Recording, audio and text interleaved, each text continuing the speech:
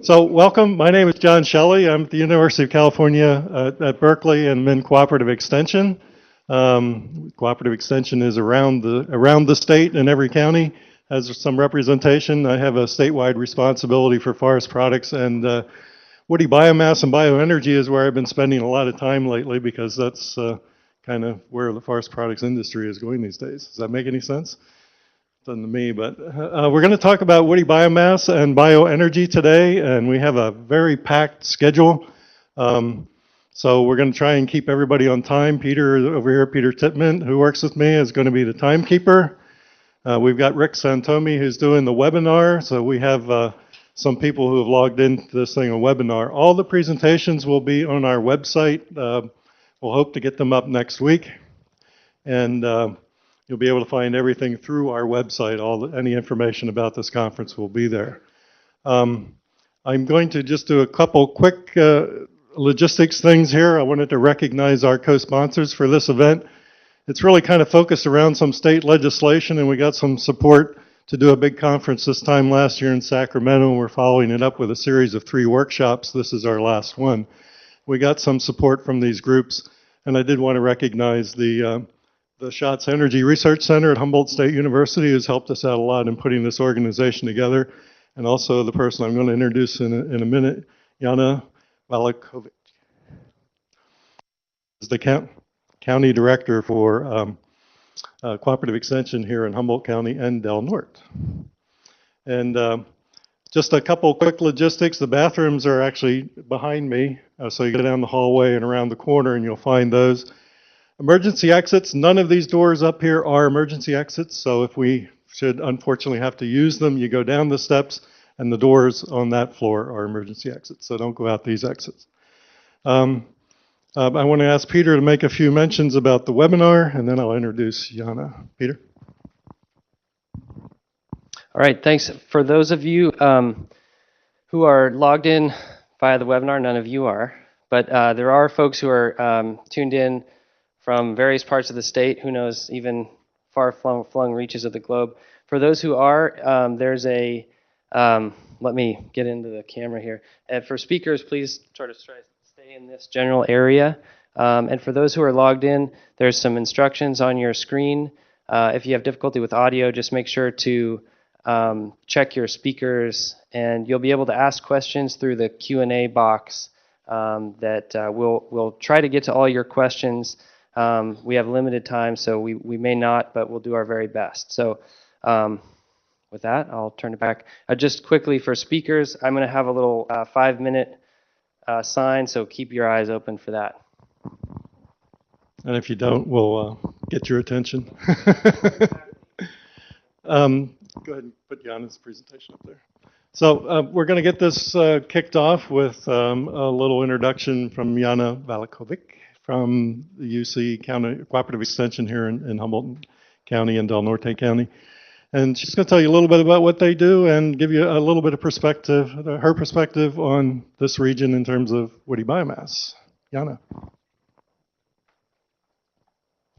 Thank you, John. So for those of you that are speakers, I think we're committed to using a microphone at all times. So that means probably our Q&A is also going to be by microphone so that we can provide audio to those that are watching this on the webinar. Well, it's wonderful to see you all here today, and I prepared a talk which is pretty general. I figured that the job of the opening speaker is to make sure that we're all talking the same language and making sure we're working from a same base level. So the cliff notes to my talk are that there's a lot of woody biomass in the North Coast. Now I'm switching here.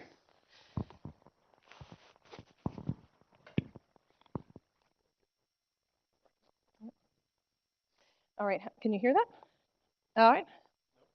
Not yet. Let's see. Okay, here I am. All right, very good. This is a little technologically challenging moment here for me, so I think I'm really proud that these guys pulling it off. It kind of scares me to pull off too many things all at once, so thank you for being brave and doing that. So the cliff notes here are that I'm going to basically give you the message that we've got a lot of woody biomass here, but let's think about where it is and some of the challenges we have in bringing it into the biomass portfolio. So I'm going to talk a little bit about forest types, ownership structure, some of the types of biomass available, think a little bit about issues and opportunities, and just try and put together a bit of a regional context around this. I know there's a lot of experts in this room from a lot of different disciplines, so keep me honest, and I look forward to the engaging conversation throughout the day. I'm going to finish with a little bit of information about some of the work we're doing in fire science research. One sort of footnote I want to say is, 2013 is a pretty significant year in the North Coast with the University of California because it's our 100-year anniversary. And the first cooperative extension office in California actually opened in Eureka, so we've got a bit of hometown pride that we can share about this. And so it's pretty exciting to think about that the North Coast was the place for the university to invest in this program which provides technical resources, ideas, and information to the communities, brings those challenges and issues that they have in the communities back to the university and provides that two-way exchange. And I can see it just, manifesting perfectly in today's program here. So we've got, our extension network coming from Berkeley and coming from some of the counties, and this whole exchange of groups and organizations coming together all around one topic. And that's exactly what this was designed to do. And here it is 100 years later, and we're still doing that. So I think that's pretty neat. Color's not so good here. I don't know. Can we shut off one band of lights, maybe? Perfect. So in the North Coast, as most of you are probably aware, there's a lot of forest land. The map on the left illustrates where the forest land is. Those that are in white color are either more of the grassland systems or some of the higher rocky systems. When you look at where the redwood versus Douglas fir distribution is, it's fairly obvious that redwood's a bit closer to the coast, so not entirely touching the coast. And when you look at ownership, especially in Humboldt County, there's a heck of a lot of private ownership along with Mendocino County, though as you move to Trinity and Del Norte, there's a tremendous amount more of federal ownership, both in national forest land as well as some Bureau of Land Management land that's in various pockets around here. So we've got a good mixture of private and public ownership, and we have a lot of forest land in the North Coast. When you look at what kind of potentials out there, I just had to throw out a little figure just to illustrate that there's quite a bit here. So the point of this slide is to say, here's what the average for California softwoods are across California in terms of tons per acre of biomass or trees per acre. And when you look at the redwood distribution or the Douglas fir distribution or even the tan oak and bay laurel distribution, all these numbers exceed the state averages. So we produce a lot of wood here, and we all know that. So here's some data to reinforce that message. And, I think the public's interest in biomass utilization in part stems around the recognition that our forests are growing to a point where they're getting quite overcrowded, and there is a fairly significant contribution of materials that's leading to fuels concerns and just having our forests a bit overstocked, which allows for the movement or allows for fire to be more successful in these stands. So when we look at our forest conditions, we've got surface fuels, we have ladder fuels that help bring the fire up into the crown, and we have crown fuels. And so there is a bit of an expectation through biomass utilization that we're going to be able to address these ladder fuels and be able to remove some of those in an economic frame where these are typically not materials that have a lot of economic value in a lumber operation or a timbered operation. So just to kind of reinforce those messages here, surface fuels, drive overall behavior. But the ladder fuels are the fuels that provide the opportunity for fires to move into the crown of the forest. And then the crown fuels are largely supported by surface and ladder fuels. Here's a picture of the Megram fire in 1999, and I really appreciated the opportunity to go out to the Megram fire. So here was a nice case where a bunch of the ladder fuels had been addressed in this section here. And when the fire came through, it was moving pretty darn fast in this whole section, but the moment it hit this fuels treatment, the fire laid down and moved down along the ground. So a very nice reinforcement of being able to kind of pre-treat a stand and be able to address a future fire situation. I think this is the kind of condition that socially most of us want to see happen. But how do we make that possible? How do we afford that price and that opportunity? So One of the challenges with biomass, though, is that it's expensive to remove the material, and it's complex to remove it. It takes a lot of handling. It takes a lot, you can lose a lot of money in that handling process from one step to the next. And so just to kind of explore some of the issues. So if you're trying to address surface fuels, there are a couple of different techniques you might do. You might use prescribed fire. You might masticate, grind all that stuff up. And here's some potential costs around this. I haven't updated these costs in a while, so they're a bit out of date. But what I really want to show is the relative nature of the cost to each other.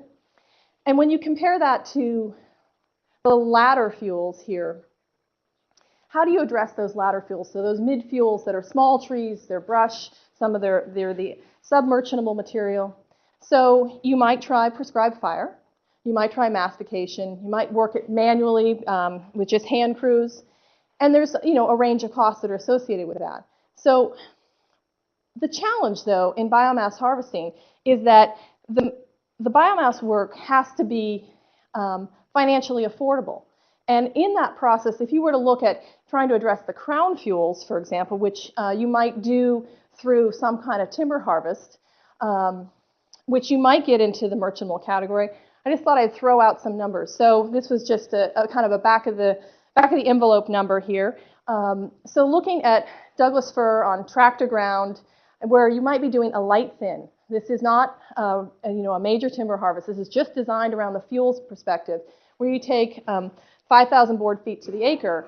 Here is some things you might want to think about. So if you're just to look at kind of the logging, trucking, and planning costs, and this is just in my calculations, just a really simple plan where there aren't any problems, you don't have any challenges with your environmental permitting and your agency review, and you don't have anything complex going on.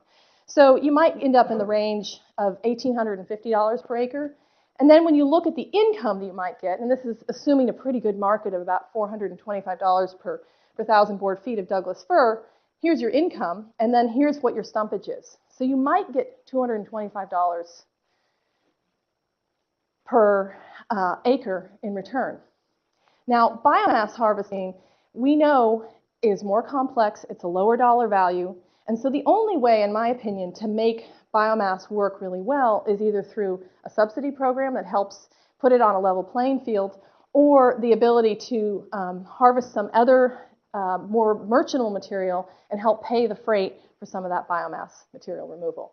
So there's not a lot of money in all of this, and there's a lot of interest, but how do we get there? So we certainly have a history of large fires in the North Coast, and some people look at the coast and say it doesn't burn. Well, that's not true. When you look here, this is just from the period of 1900 to 2000. You can see the distribution of large fires over the North Coast, and there are a lot of them. We don't burn that frequently, but when we burn, the rest of the state burns. So crew availability is limited in that case, and so it's something that we do need to be conscientious about and be proactive around. So just as I wrap up here, one of the things I want to illustrate is, here's the Redwood region. Here's some of our history of fires. Look where our 3 biomass plants are in the North Coast. They're not well distributed. They're in one central location, and they tend to be close to the coast where they have a long distance to be able to pull from to be able to move that material. So, some of the challenges for biomass utilization is that, it takes the same permitting on private lands to remove the lower biomass valued materials as saw logs. There isn't any break out there in that system. But there's tremendously high interest in the landowner community to want to do this, but they don't want to have to pay too much out of their pocket to make the whole process work. I don't see any lessening in the environmental concern that we may become too efficient in removing this material and over-harvesting. And there was an effort at this at the state level this year which didn't give us any more flexibility because of this environmental concern. And some of the subsidies that are out there and that have been out there, if we're going to design a subsidy, we have to make sure that we design it that it's efficient and can be used. So I'm exploring using a subsidy right now on a project with CAL FIRE, and one of the things I've been told is that it's going to take us 6 months to get payment. So how do we make the economics work if it's going to take that long in cash flow to be able to make these things work?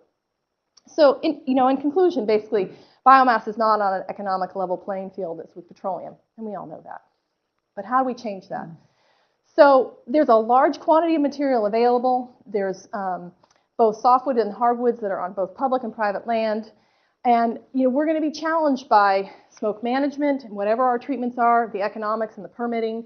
But we've got to come together on these things because we all recognize that we're growing more and more fuel, but how do we get access to that and move it in a way that we can utilize it efficiently for energy or for some other product?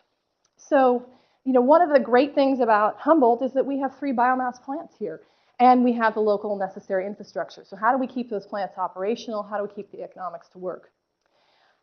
What I want to say, though, is to manage fuels, all tools are needed in the toolbox. It's not going to be just about biomass harvesting. It's also going to be about managed wildfire. It's going to be about prescribed fire. It's going to be about mastication and other mechanical treatments. It's going to be a whole combination of those. So as I wrap up, the last thing I just want to say is that we're involved in a bunch of education in the North Coast here, and one of the things we're doing is something called the California Fire Science Consortium. And so if you're interested in fire and fuels information, what we've done is put together a whole organization in California that is working to provide a better delivery of fire science information. So we're divided into several regions, and I help coordinate the northern region. And we've got a lot of good, nice summaries of key technical information. So I've got a little fact sheet about one of our topics. This is one of the things we do here is summarize key papers, and here we've got one on the behavior and effects of prescribed fire and masticated fuel beds, which is a key topic related to all of this fuels management. So I will wrap up, and thank you for the opportunity, and hopefully I've at least caused you to be frustrated enough that we'll have an engaging conversation later today.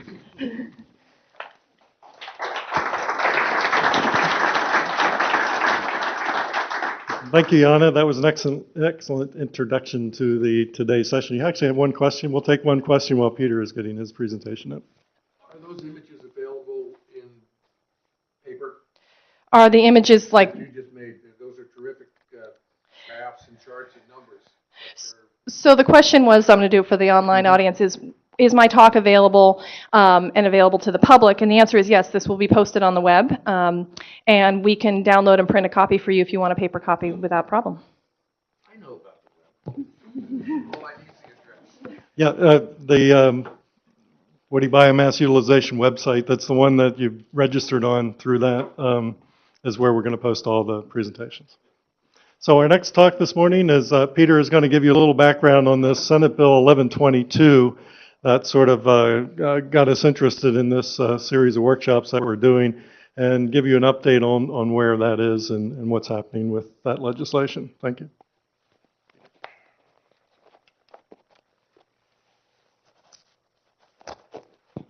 All right, good morning, everyone. Can you hear me? All right, well, thanks, Jana. I think Jana touched on some of the issues that we're cautiously hopeful that this Senate Bill 1122 may create some economic incentives that would help ameliorate some of the issues that Jana brought up. So I think she did a great job of teeing it off.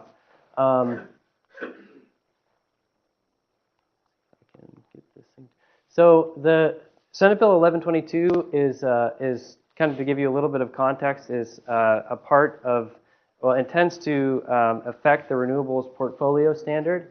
And for those of you who aren't familiar with the renewables portfolio standard, it is a market-based program to increase the procurement of renewables up to 33% by 2020. So that's applies to all the investor-owned utilities in California, and it's enforced by the Public Utilities Commission and the Energy Commission.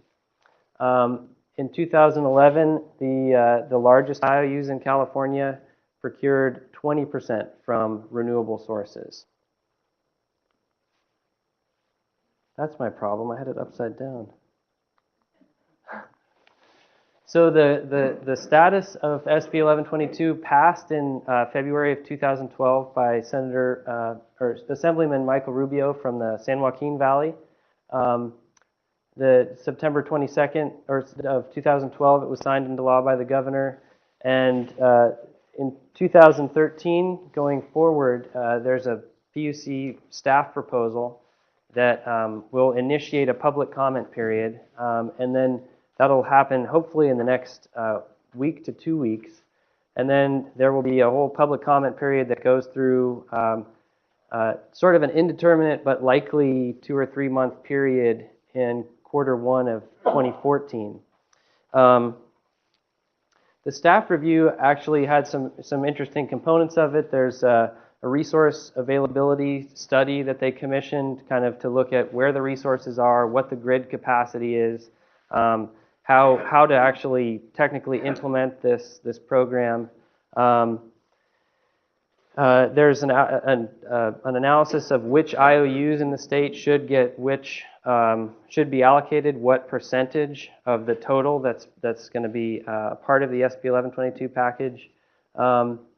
There's kind of a technical economic analysis of how much it's going to cost to produce electricity at the small scale. And importantly, CAL FIRE has recently sort of shepherded a process to define for the Public Utilities Commission what can be considered sustainable forest management, because there's a provision in the law that requires all the feedstock coming into these facilities to be procured from sustainable forest management, which is has been a somewhat of a contentious process, as I'm sure you can imagine. The public proceeding, there'll be a staff report shortly, public comment period. There'll be some revisions. They'll take the public comment and then they'll present some revisions.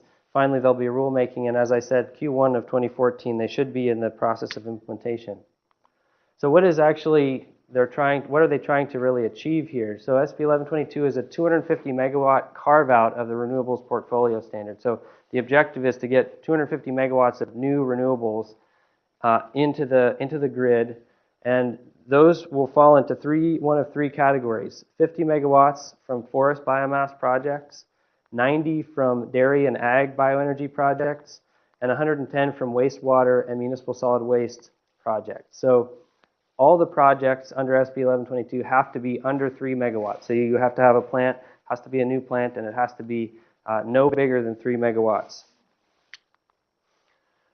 The pricing, so the idea behind SB 1122 is that there's a recognition that the cost of producing electricity from forest biomass is high, especially when you look at the components of the feedstock that Jana was talking about. So the idea is that there's an intention to create a price signal that will incentivize, kind of in the initial phase, regardless of that cost. The intent is that the price that the utilities should pay should reflect the cost of production.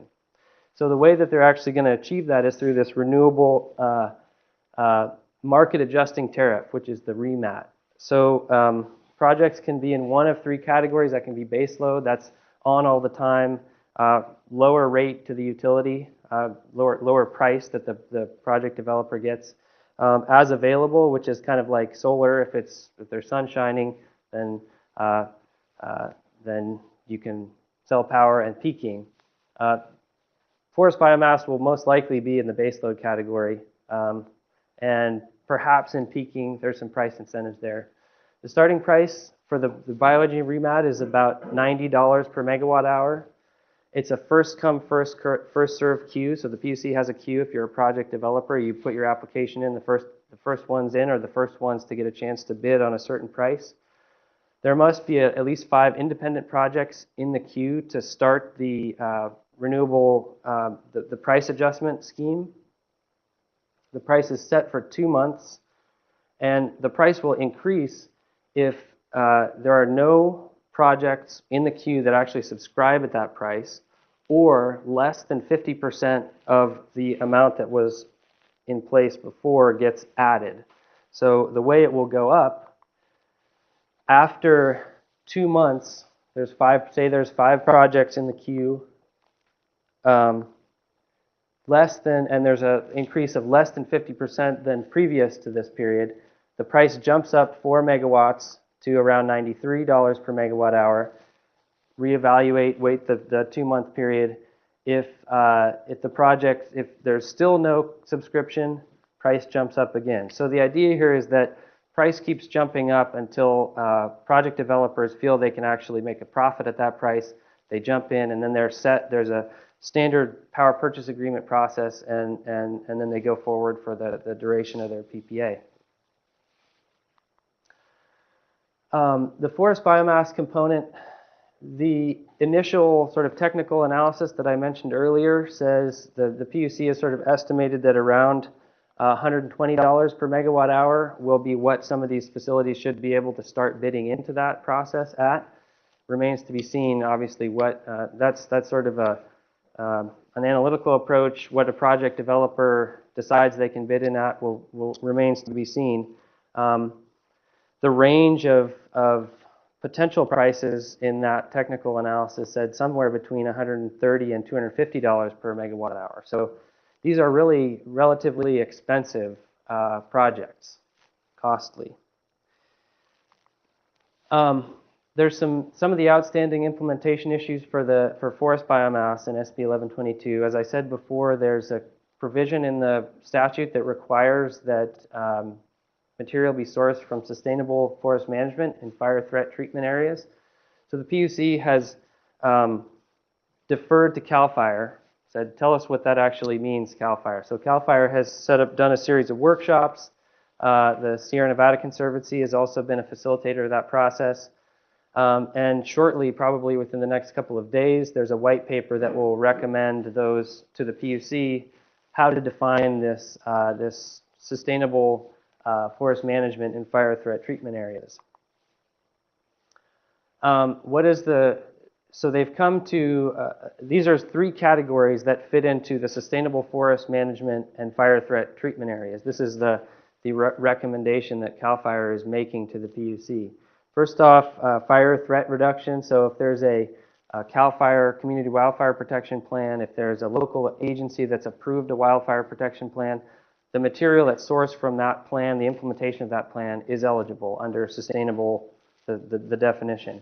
Fire safe clearance activities, so various categories of THPs, basically, or exemptions from THPs within the California Forest Practice Rules, fuels reduction exemption, emergency for fuel hazard reduction. Also on federal lands for projects that have a categorical exclusion, those are also considered sustainable and within the fire threat treatment rubric. Infrastructure clearance projects, so utility lines, roads, and then the big category is sustainable forest management. So this is not just existing forest practice rules, CEQA and NEPA. There are some additional criteria above and beyond that baseline that a project needs to demonstrate to qualify for this program. What are those criteria? Well, first off, the project has to demonstrate that 80% of their feedstock comes from that sustainable fire threat treatment category. So you have to have 80% of your feedstock for a year, and that's actually a rolling average over 5 years. So 20% can come from wherever. So there's some flexibility in there for the project developer. There's some exemptions from the criteria for restoration projects and small projects with less than $5,000 of biomass value.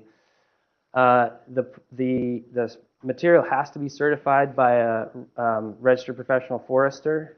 It has to be verified. It's the responsibility on the project developer to verify that the material is sourced appropriately.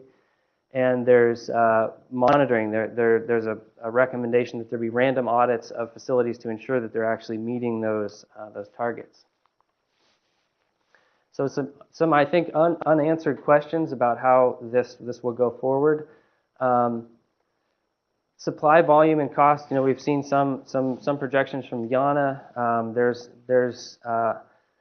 There's an uncertainty around how these additional criteria will affect the cost of procurement. So additional planning that has to go into timber harvest plans, additional RFP time to review an extensive checklist.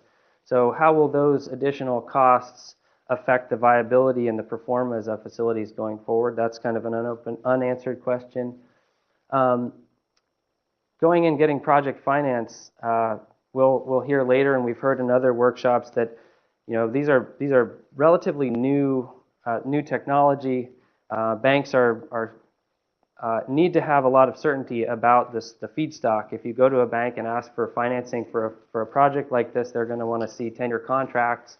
And how will this definition of sustainability in the CAL FIRE recommendations affect your ability to demonstrate that consistency of supply?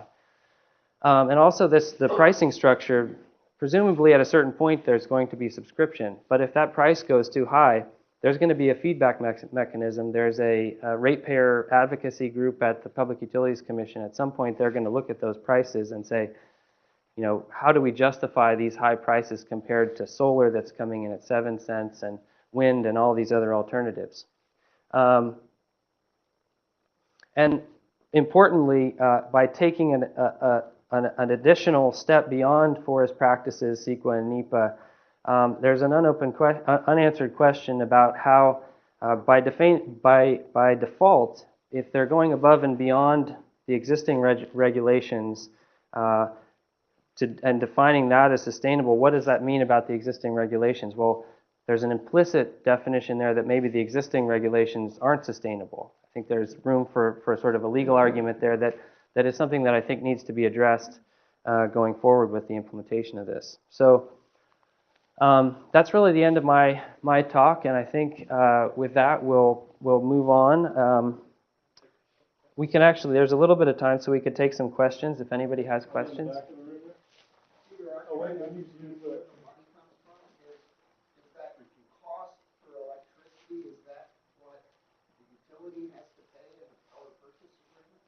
That's exactly right. Repeat the question because So we didn't get that. the question was from Peter Lehman at the SHOTS Lab. Where the money is going to come from to pay these high prices for these SB 1122 projects? Is that right? Yes. So the utilities will be forced to purchase a certain number of megawatts. That's going to be paid by the utilities, and the utilities pass that cost directly on to the ratepayers. So ultimately, it's the ratepayers, but the utilities are the ones that send you the bill. Question there, and then you. Wait. We need to capture it. Sorry. Thank you, Peter. Ted Bielik, Forest Products Lab.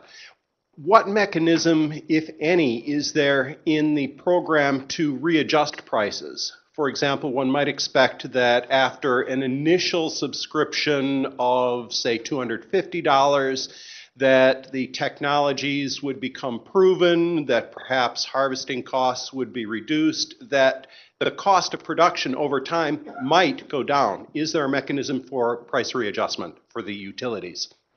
That's a great question. This program is really much like some of the early solar programs that kind of set a very high tolerance for price onto the grid. So the intention here is to really start the industry. There's an evaluation period. I think it's I want to say 5 years, and the PUC will go back and look at the pricing. As a project developer, you get into that queue and you get a price, and you're good for the extent of your contract. So if somehow your costs of procurement go down, you're doing better than you were when you started. So as far as the program, this is a really early stage program. The PUC will actually reevaluate it, and who knows where it will go in the future. But for the project developer standpoint, if you're able to do some innovations and make your costs go down, all the better for your bottom line. Hope that answers your question. Peter, this is Jana. I guess I'm a little bit confused about this sourcing of material and what these new level of environmental restrictions are. So could you clarify that a little bit? I heard you say two things. One was that there's a measure of sustainability, but then there was also a fire risk assessment. And you talked mostly about CEQA process related folks, but what about the NEPA process there? CAL FIRE doesn't have jurisdiction over the NEPA process, so can you clarify that? Yeah. So the NEPA process is in there to ensure that projects on federal lands can be considered to be viable feedstocks. So they have to go through a whole process. Any Forest Service, management, implementation, they have to go through a whole NEPA review process. So it's to ensure that those projects are viable. the statute explicitly says sustainable forest management and fire threat treatment areas. The process that CAL FIRE and S&C have gone through in the last couple of months actually spells that out very specifically in terms of sort of measurable criteria. And there's actually quite a long checklist of things that the RPF has to go through. I'm not going to go into them right now, but there's issues of size of even age management, size of treatment areas. So there's a whole set of criteria that above and beyond what would be done for a THP on private land or a NEPA process on public land that has to be evaluated and checked off. And those rules aren't determined yet. I mean, they're still in the process of formulating Yeah, I what should those say rules that- are going to be. Yeah, those at this point are in the form of a recommendation from CAL FIRE to the Public Utilities Commission. Once the Public Utilities Commission's opened the public comment period, then it's an open conversation about whether those recommendations actually get accepted or modified or not accepted at all. So I encourage anybody who's interested to engage with that process. Okay, we need to move on. Thanks. Thanks, Peter. It's ready. Next speaker. You want to? You do. Okay, so the next speaker is Jason Davis from the North Coast Air Quality Management District, and I will transfer my microphone to you right now. I can. If I stand here, is that going to be a problem? No, you mean if I stand like right here, is that going to be a problem? Okay. Okay. Good deal.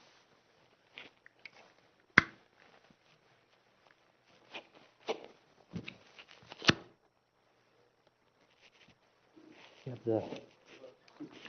Here we go. Okay. And forward, backwards. Forward, backward. Forward, backward, and then 0 pointer. Okay. Well, good morning, everybody. I'm Jason Davis, and I work with the North Coast Air Quality Management District Office, and I'm the Permitting and Planning Division Manager. Does everybody hear me okay? Yeah. So got quite a bit to cover, and so much so that I prepared some notes to keep me on track. So we'll just go ahead and jump right in and move forward. I'm here today to provide a brief summary of the district's attainment status and air quality health protective standards, to describe our emission reduction credit program, to identify potential emission offsets from biomass, and that's what we're kind of doing here today to demonstrate our part in trying to facilitate the process and goals you guys are trying to achieve today, and to describe the air quality permitting process using a couple of different scenarios. So first off, I'd like to give a little bit of background about who we are and what we do. The state of California is carved up into 35 individual air districts.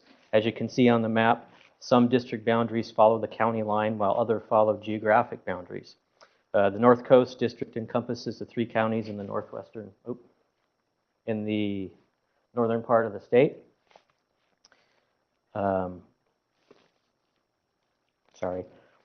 We enforce federal and state laws and have the ability to create our own set of regulations in order to address issues unique to the region that we serve. The principal function of the district is to protect public health and the environment while balancing the needs of industry and the public at large. The primary goal of the district is to ensure the air quality within its jurisdiction meets both the federal and state health protective standards referred to as ambient air quality standards, and we'll refer to that as later on as the AAQS. The district accomplishes its mission through administration of several different programs, including the preparation of an emission inventory. We conduct ambient air quality monitoring. We issue ministerial type permits for the operation of equipment. We work regularly with cities and counties in the development of general plans. We also provide incentive grants to incentivize the early retirement of gross polluting equipment. We offer assistance programs for compliance for small businesses. And as necessary, we exercise our enforcement authority to take care of issues that come about with federal and state laws. So, as I mentioned, the district's jurisdiction covers Del Norte, Humboldt, and Trinity County. Out of all the 35 air districts in the state, we have the most diverse geology and probably have the most different and unique climate zones. So that creates some additional challenges for us. There's about 180,000 persons within our district that we serve. The land area is about 8,000 square miles, and I found out yesterday that that's a little bit larger than the state of New Jersey, which was kind of impressive. And it's also a little bit bigger than the country of Israel, if you can believe that. So our field staff was quite impressed to hear that because they cover a lot of miles. About 70% of the land mass is tied up in federal government holdings with BLM and Forest Service. So we focus a lot of our attention on the remaining 30%.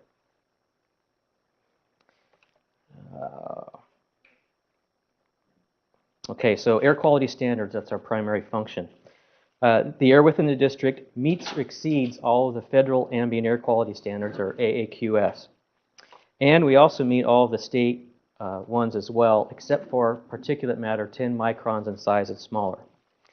When an area doesn't meet a standard, the district is required to develop and implement an attainment or maintenance plan that identifies specific goals that we must achieve and a timeline for reaching them. The district does currently have an attainment plan in effect for particulate matter. So the first step in executing our attainment plan is to create an emission inventory. So we've got to go out and identify all the potential sources of pollutants and estimate their quantities, and then we prepare an annual trend report that the state publishes on our behalf. We also monitor pollutant concentrations for the following criteria pollutants: carbon monoxide, oxides of nitrogen, particulate matter, oxides of sulfur, lead. We also look at many different toxic air contaminants, including asbestos, benzene, dioxin, and furans.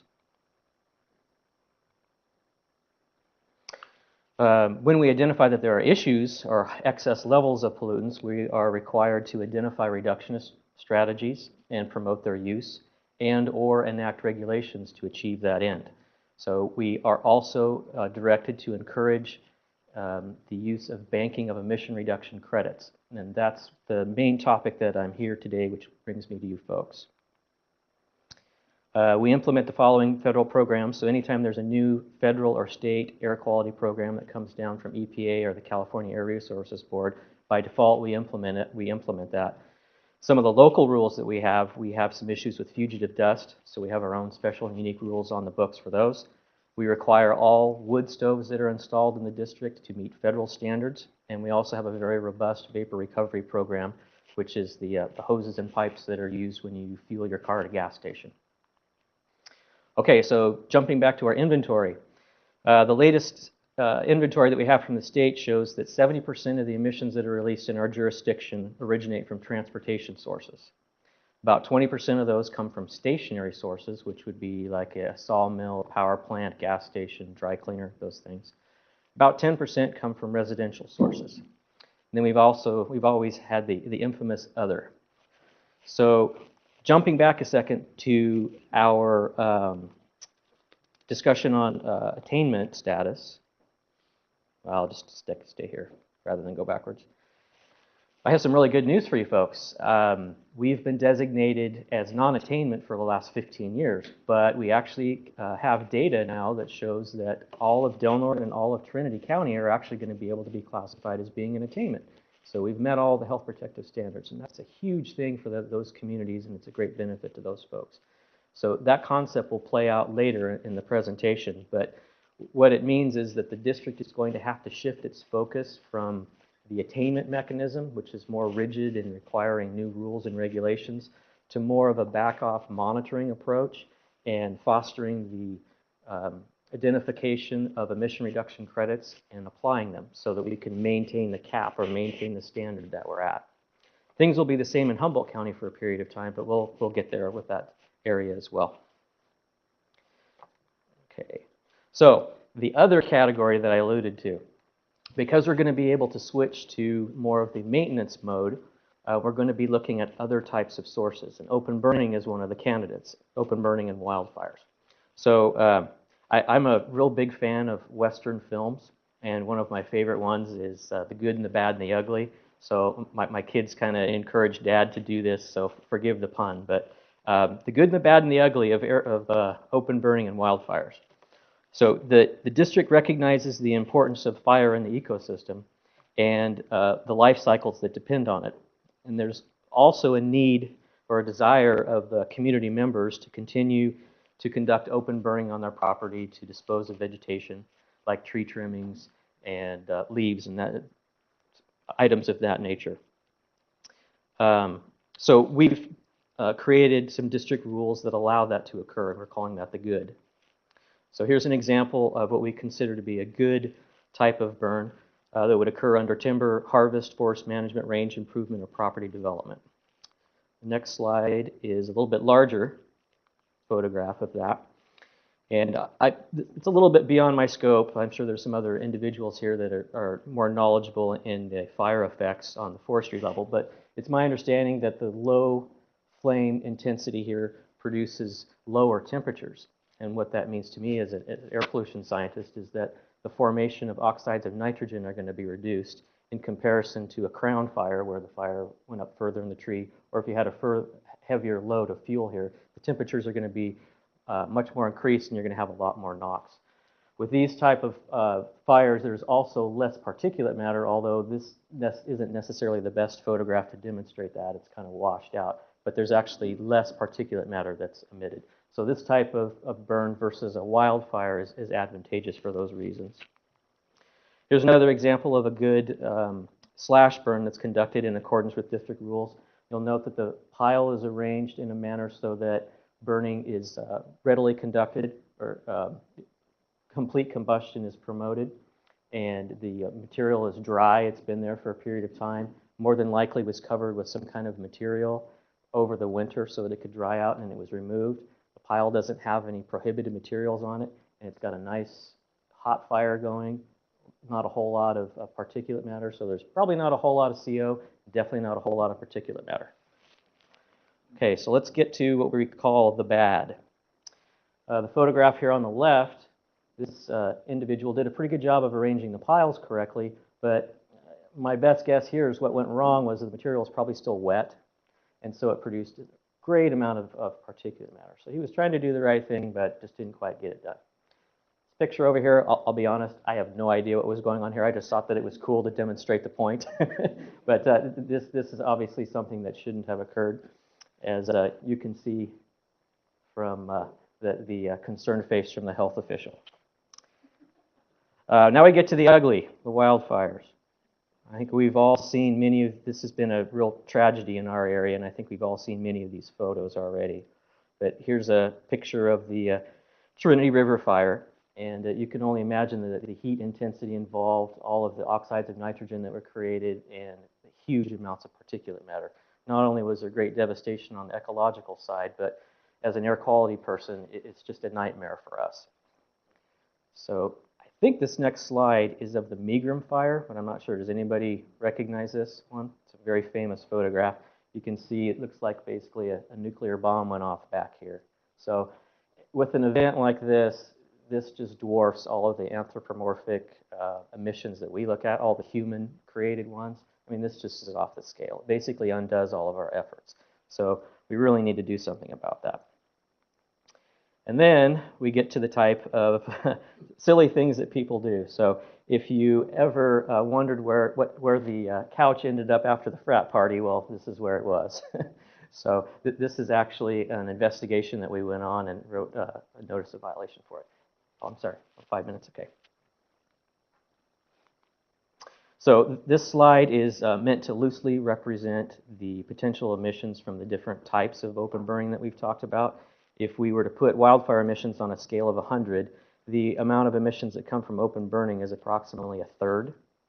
And then the amount of emissions that would be emitted from a device under controlled conditions, possibly followed up by an air pollution control device, is significantly less. So the areas in green are supposed to identify the potential emission reduction credits that are available. So to kind of get back a little bit, take one more step back on why an emission reduction credit is important. We have a district rule that's entitled Emission Reduction Credits in Banking. What that rule says is that in order for us to maintain the air quality any project, new project, like if you wanted to put in a factory, a boiler, or any kind of new source, if you emit greater than 25 tons of any one criteria pollutant, non-attainment pollutant, you have to fully offset those emissions. So if there's going to be any growth in this area, we have to obtain credits from some other source to balance it out so that there's a no net increase. Those credits can be calculated as a stationary source credit, or they can be calculated from offsets from the burning of eligible fuel types. So that's an important concept that we want to key on in the next couple of slides for you folks. It's something that is not the traditional approach, but it is something that the district is looking at, again, because we're moving into attainment status. So about 10 years ago, the state legislature recognized the importance and the advantages of being able to accomplish this task. And they put together Health and Safety Code Section 41605.5, which is entitled Organic Waste Not Disposed of by Open Burning or Forest Land Burning. So basically what this regulation says is biomass diverted from traditional disposal streams or methods is eligible for consideration as offsets. So the amount of offset is adjusted to account, but the amount of offset has to be adjusted for transportation emissions. So what that means is where the timber slash pile was, if we can calculate the emissions that would occur if it was burned in place, then we can calculate the emissions if it was burned in a process heater or a boiler. The delta between the two is the amount of offsets that are there, but then we also have to reduce it by a factor of 1.2 if it had to be trucked 15 miles. If it had to be trucked greater than 15 miles, we have to reduce it by a factor of 2. So anything that is in the North Coast Air Basin is eligible for this type of offset program. The North Coast Air Basin includes all of Humboldt, Del Norte, and Trinity County, as well as Mendocino and part of northern Sonoma. And I think it's everything, the map that Yana had in her original presentation, except for Siskiyou County. We're not in that air basin for them. So the range where you can use this is pretty large, and there is a considerable amount of fuel available. Are we doing on time? Okay. Okay. So this next section should only take about a minute and a half or so. Just want to talk about air quality permitting and the 6 easy steps.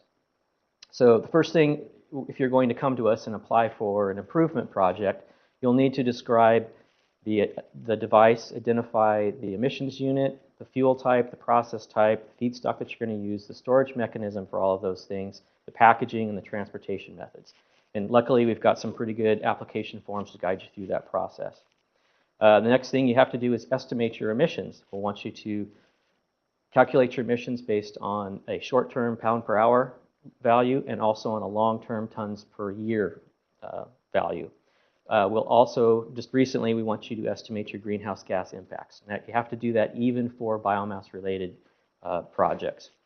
Then we do a rule applicability determination based on this information to figure out which rules apply. The next step is if your emissions are large enough, then we have to do new source review. So if your emissions exceed a certain threshold, you've got to do more things, like a best available control technology review. You also have to do a increment consumption analysis for the prevention of significant deterioration program.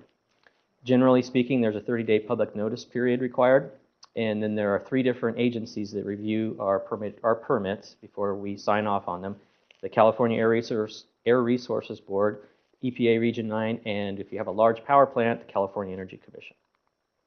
So this is the take-home slide for this section. This identifies in a shorthand way all of the thresholds that would be applicable to a biomass project. So if you're designing a project, you want to keep, as a rule of thumb, you want to keep your emissions below these values. So if your CO emissions need to be below 500 pounds a day, 100 tons a year. If you exceed those, you can still get a permit, but the process to do so is much more extensive. So does anybody recognize what this is? It's a Welland's Dutch oven boiler that's about, oh, these are out of order. Sorry about that. It's a wood-fired Dutch oven boiler that's 10 million BTU to 30 million BTU heat input. So the emissions will likely be below significance thresholds.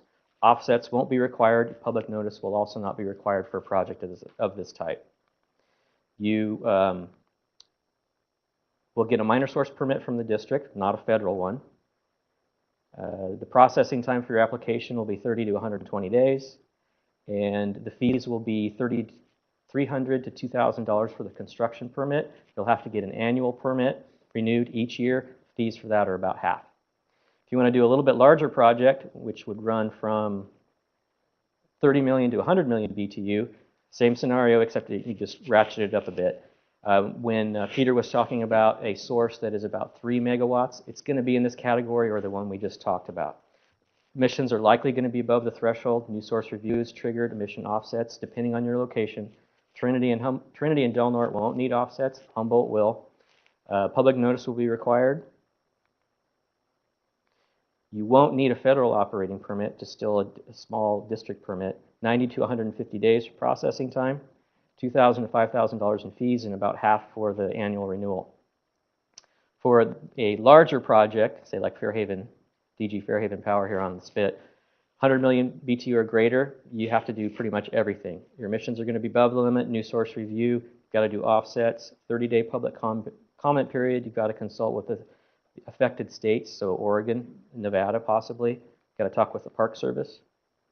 You will need a federal operating permit, 180-day processing time, and $5,000 on up are the permit fees. Okay, any questions? I don't know how much time we have. Yeah, I think we'll perhaps hold questions. We've got to move on, but we'll have a, no, you've done excellently, and we'll have a chance to ask questions a little bit later. So thanks, Jason. Yep, thank you.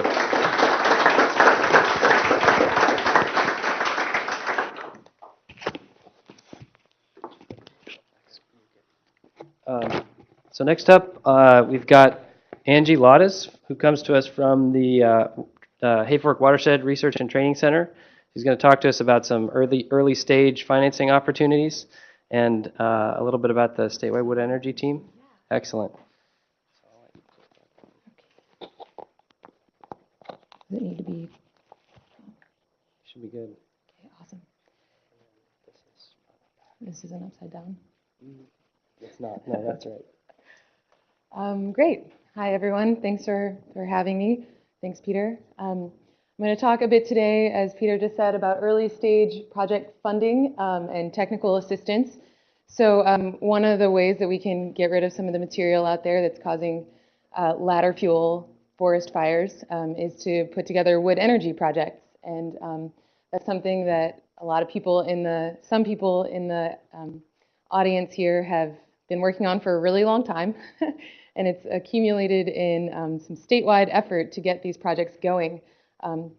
Because of things like SB 1122 and other reasons, there's a really big focus on getting small-scale distributed generation biomass projects going. And smaller means a little bit more expensive and less efficient, so it can be challenging to get these started. So this talk is going to be a two-part section. So I'll talk a little bit about some information that a colleague of mine knows very well and which I have been introduced to recently. And then I'll start talking about the statewide wood energy team, which I hope you all will be very interested in. So first part, early stage financing for community scale forest bioenergy projects.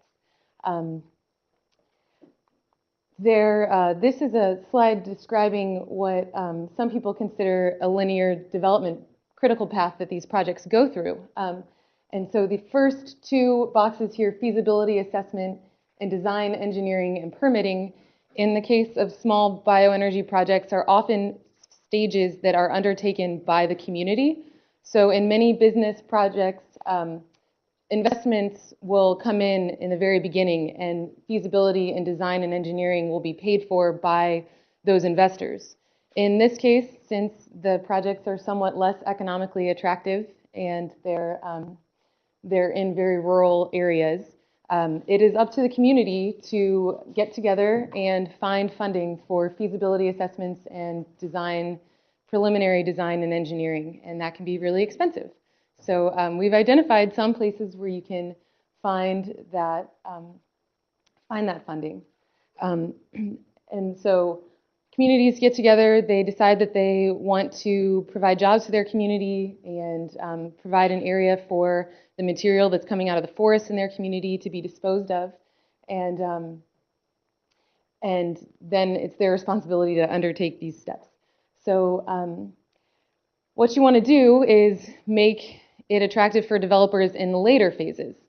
This is actually a picture of a project that is currently being considered. This is their site, and there's a rainbow going into it, so they think that's really excellent, excellent sign. Okay, so one of the things that happens when the community gets involved and undertakes the project in the initial stages is that the project evolves into a public-private partnership. So that's really attractive to local governments and to grantors because it comes with all the benefits of experience and interests of private business owners, but also with the community benefits that come from working with nonprofits and local governments that are all involved in the partnership. So there are some additional benefits that come from that, which is that you have access to almost every type of financing source. You can get low interest bond rates, and you can talk to banks, and then it has really strong ties to the local stakeholders because they're involved from the beginning, and so that kind of helps in many ways. And then that also ensures that the community benefits as much as they want to, so they can be involved in figuring out where the siting is and making sure that some of the investment stays local, so you can build community. The community essentially invests in the project. Okay, so so if we break the first part into even smaller parts, the pre-project funding are things that happen before you actually get, before you can start applying for feasibility funding and looking at feasibility assessments. You need to find a site, and that is something that you probably will not get money for. So in the experience of people that have been working on this, your community either needs to find a way to get the land donated, or in some cases, if it's a contaminated site, then the city or the county can purchase the site, and then they inherit, I think people in Humboldt County are probably pretty familiar with that, you inherit the contamination responsibility.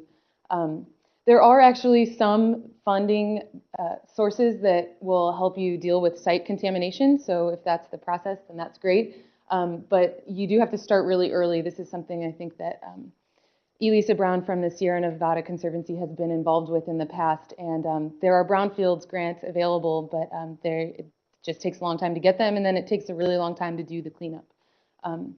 And then if you need to do infrastructure development, if you need to look at if you're doing a power project and you need to get the power off-site, and then you're installing infrastructure, then her advice is that you should get as much funding as you can because even if you get some, if you have more, it's better in this case. So the next step, when you've got all that together and you want to do a feasibility study, then there are a couple of options that colleagues in the Biomass Working Group in California have been successful with. The USDA RBEG, a Rural Business Enterprise Grant, is a very good source for that. Also, if you want to apply to your air pollution control districts, they may be able to help you. I don't know, I suppose I could have spoke with you before this presentation to find out specifically how, but there are people here you can speak with about that. The community development block grants are not actually something we've been very successful with, but we think that we can break into that field, and so that's a good one. And then economic adjustment funding, those are really difficult. You actually have to make the argument that there's been some sort of shortfalling in the market, in the economic system that your town was thriving on, and so that would be something like a mill closure or significant restructuring, and then you have to argue that this project will form a new market and provide almost a replacement for that. So complicated, but maybe worth pursuing. The Sierra Nevada Conservancy has had some money available. I think it's starting to run out now through Prop 84. That doesn't necessarily apply in this case, but in case there are people on the webinar who are interested, who are in the Sierra region and are interested, that may be helpful. And then it's always nice to be creative. So if you talk to people, there are sometimes other sources, technical assistance that you can get from consultants with big hearts. But mainly right now, the statewide wood energy team, which we'll get to. So then once you've done feasibility assessment and it's proven that there is supply and it's economically feasible, probably, then you get into sort of permitting and pre-development, and these things can help with that. A lot of them are actually sort of similar, except for you'll see that the Woody Biomass Utilization Grant is available at this point after you've done a feasibility assessment.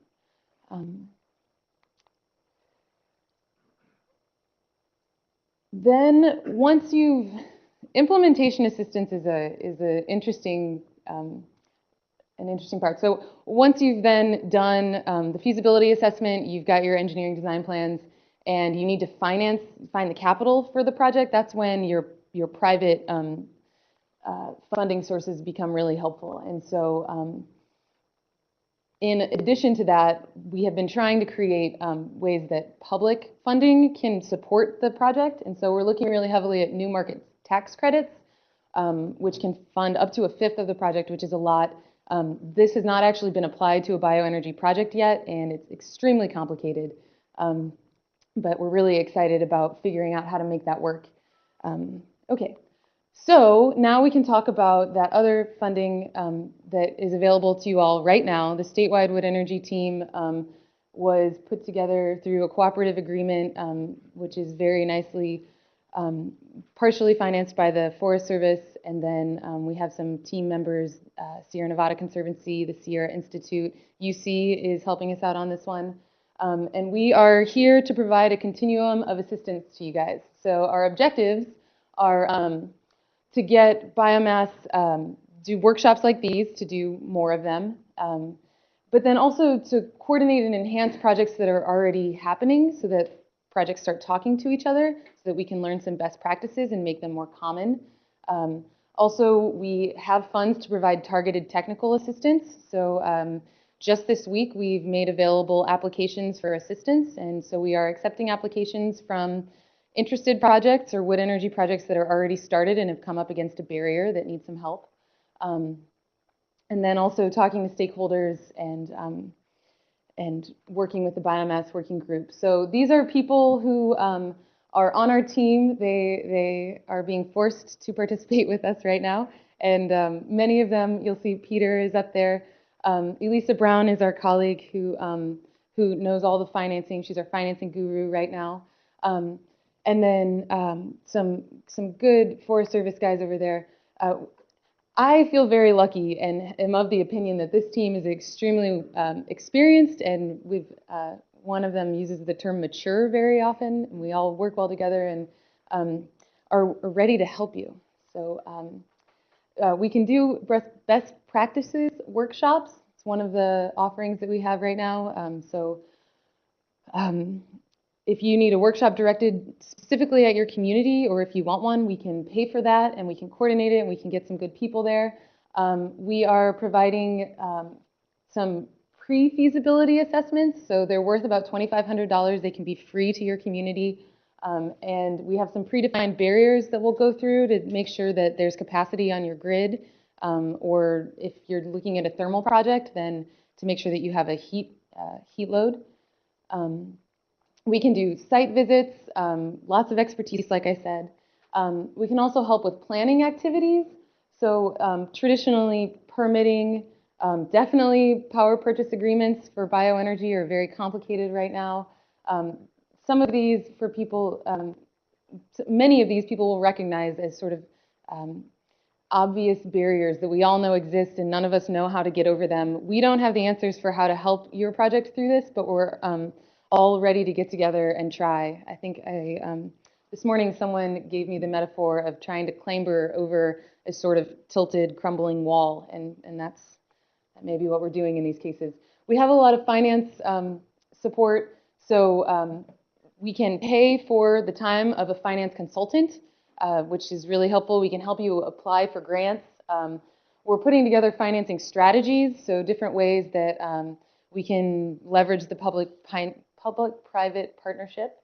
And we are actually putting on a workshop directly for the finance community to prove to them that wood energy projects are worth investing in. So I think I think maybe have helped us catch up on our timing. And am available for questions. Do you want to do questions now, actually? It Probably. might be best if we just move along, but thanks so much, Angie. Really appreciate that. Here, wait. So next up, we have kind of switching gears from the early stage to the later stage. Next up is Glenn Zane from the Continental Resources, who's going to talk to us a little bit about his extensive experience in biomass project development all over the state and give us hopefully some really interesting perspective here. So thanks a lot, Glenn. Plug that in somehow.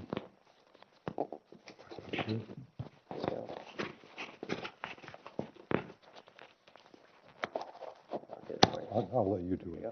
I'll hold on. And this goes Yeah. right. Just fix this. Okay, now right, left, move to the next one. Mm-hmm. Okay, got it. Okay. Thank you. I can hear my voice bouncing off the wall, so you probably can hear me. First of all, I'm a forester, and I didn't set out in 1965 when I finished at Humboldt State College. Then, by the way, I didn't set out to be to be involved in financing or siting biomass power plants, but it did become an interest of mine.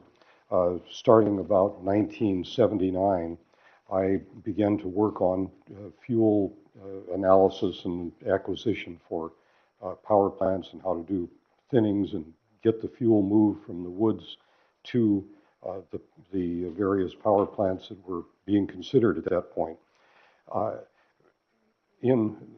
What I'm going to do is just with that, I'll stop talking about forestry because what Peter asked me to talk about was siting, and we really need to kind of back up because I'm going to give you a bit of just a case study that looks at a particular power plant. We've been involved with the Blue Lake power plant for several years now. And as far as siting, our situation was set for us sometime after the early 1980s when Ultra Systems decided to build a power plant there. The plant operated from 84 to 99, and it had what was then called a contract that actually had a cliff as far as pricing. The pricing dropped from somewhere in the $100 range down to $30, and it was impossible for the then owners to continue to operate. The plant actually sat from 99 until we purchased it, and we restarted it in 2010. Our contract for sale is actually with San Diego Gas and Electric Company, and we were able to step into a position and negotiate that contract. So that kind of sets the stage for what I will be talking about as far as siting today. We had an existing plant. We bought it in 2008. It took us until 2010 to get it restarted. The first item on siting is not in my backyard, please. It's a perennial problem. Everybody that you talk with realizes that there's a huge benefit to being able to deal with biomass in a manner that is controlled and where we're actually subject to some of the things that Jason talked about earlier as far as what happens when we burn the power or we burn the wood.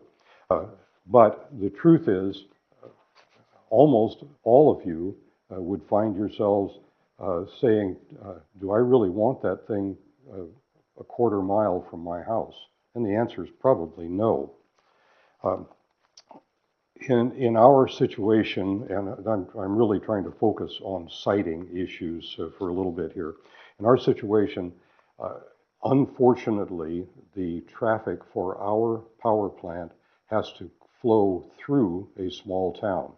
And the trucks that deliver the fuel to us deliver the fuel by passing the front gate of an elementary school.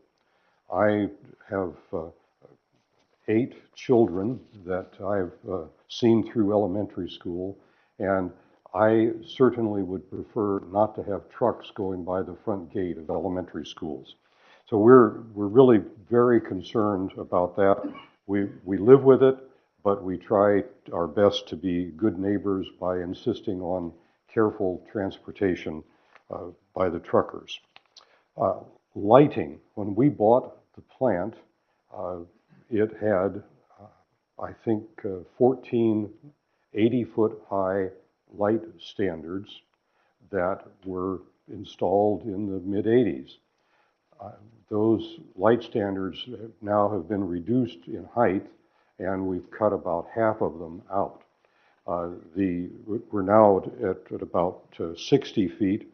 The city was concerned, and between the time of 1984, when the plant first started operation, and now, there certainly have been more people moved into our town. And those people had every right to feel that there was something unusual happening when all of a sudden in 2010, after having no activity, or literally almost no activity for 12 years, we turned the lights on. And some of those lights shone into bedrooms, and so we have now gone through an extensive and expensive study to try to figure out how to deal with the lights, and we believe we've done it at this point. Interestingly enough, the city folks justifiably complained about too much light, and someone, and we really don't know who it is, who it was, and I wouldn't be too mad at him or her if I knew about it, but an unknown party did complain about our situation because they were saying there wasn't enough light in our wood yard, and that was probably true. But we've lived through that, and we think we've addressed those issues. Noise. We have had to modify our truck dumper to reduce the noise. Our plant really isn't all that noisy other than the truck dumper and the backup horn on our loader. I don't know whether you've been close to a loader or a forklift when it started backing up, but I can tell you that that is a real source of noise that gets your attention. And at 2 o'clock in the morning, when we're trying to load the fuel pile, it certainly got to the attention of several people. We have been able to modify that, and so at this point, the noise that comes off of our loader when it backs up has been equated by my grandson, who is an avid duck hunter, to sounding like a strangled duck. And so, but it's still safe enough. Opacity. Jason will hopefully get a chuckle out of this. 20 years ago, I really wasn't sure that I knew what the word opacity meant. Today, I not only have learned what it means, I've learned what happens when you have it. So we have an electrostatic precipitator that pulls the particulate matter out of our flue gas stream. When we bought the plant, we had an engineer look at it very carefully and critically, but he or they, that his firm, missed some items. And the items that they missed were, I probably can't even fault them.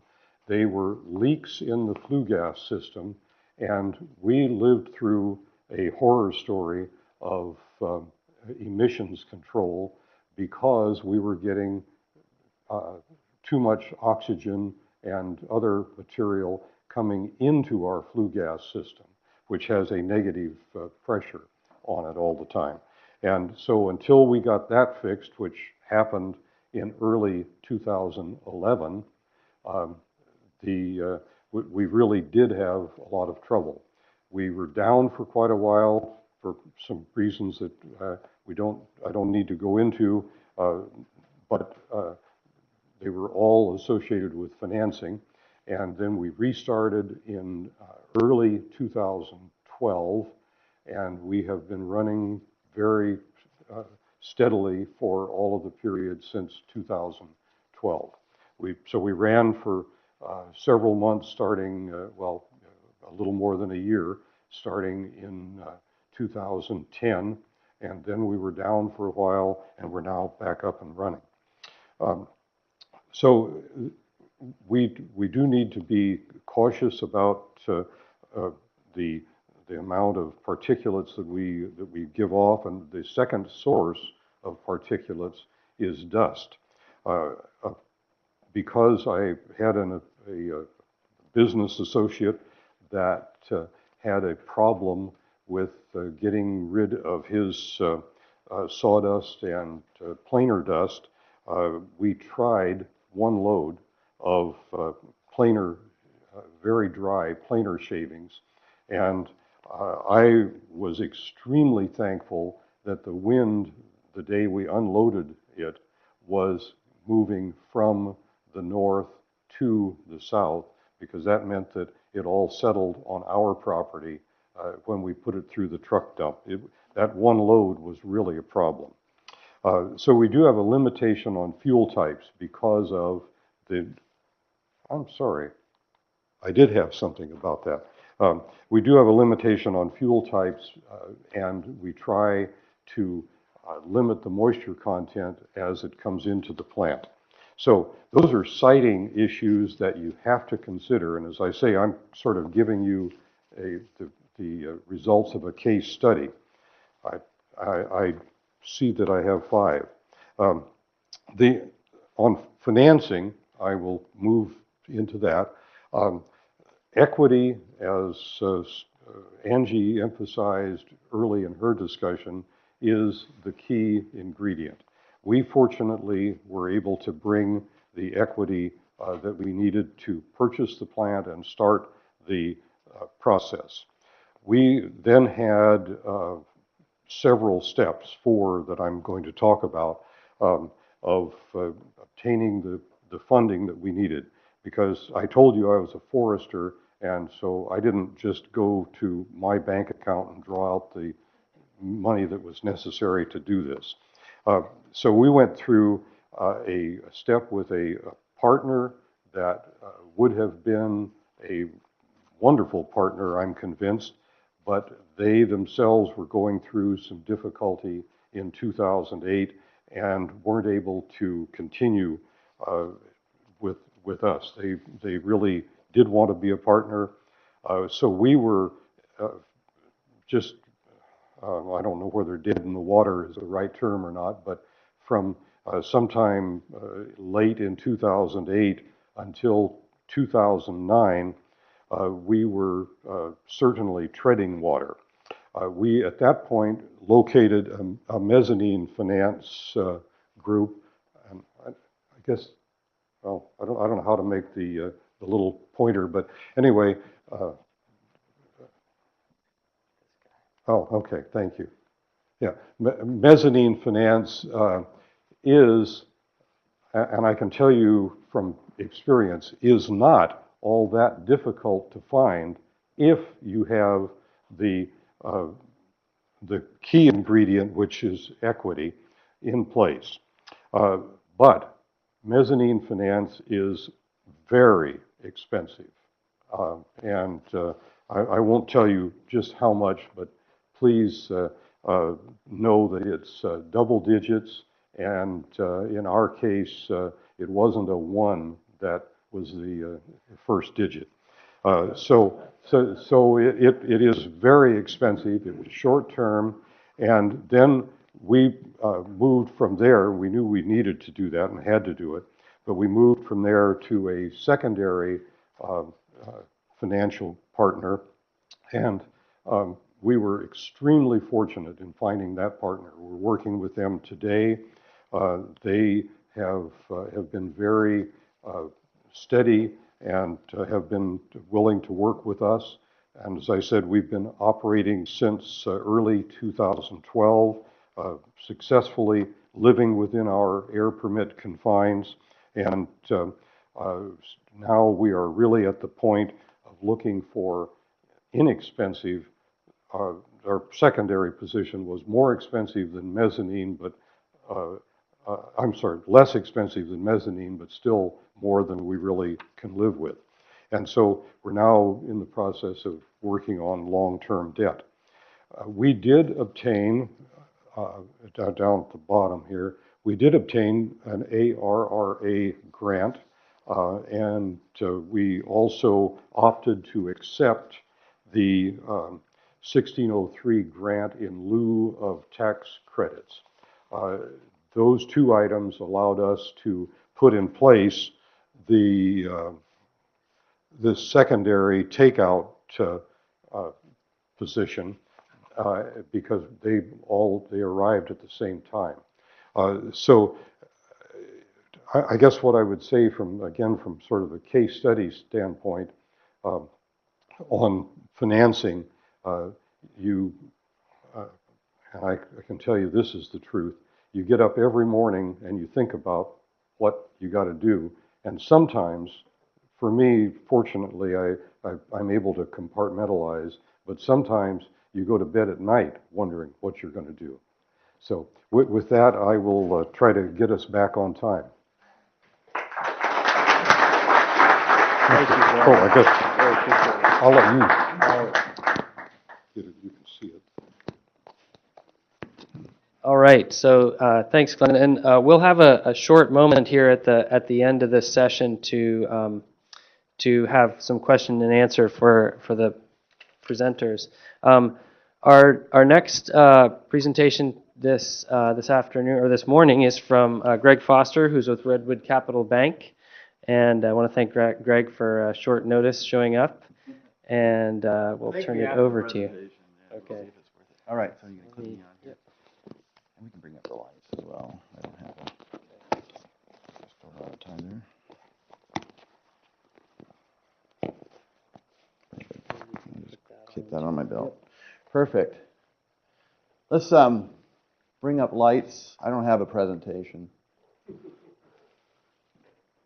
Hey, there's another Miranda boy right there. How you doing, Kurt?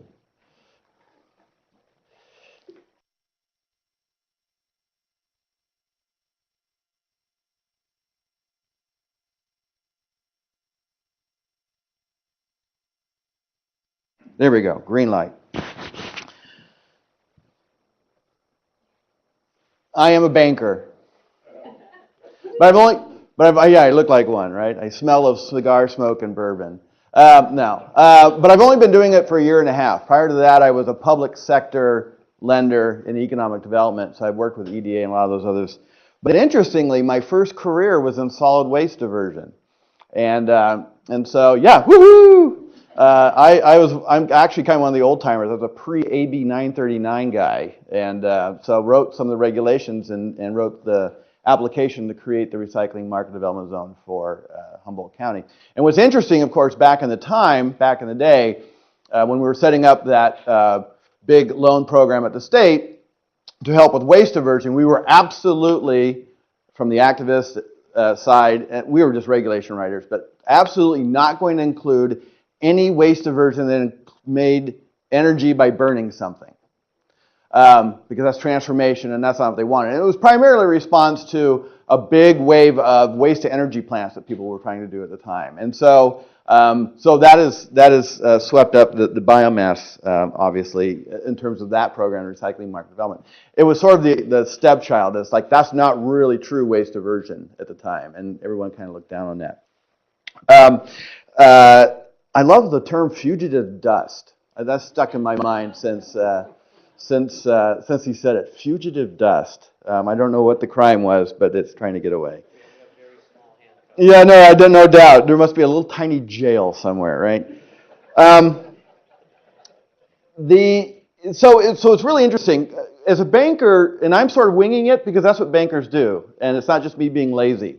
And it's also what I did in public finance, which is this. We tend to be, unless you're really specific in energy, some big investment bank or some big bank where you're in the energy group and you really do something specific, when you're talking to finance people, whether they be public sector or private sector, we're typically generalists, right?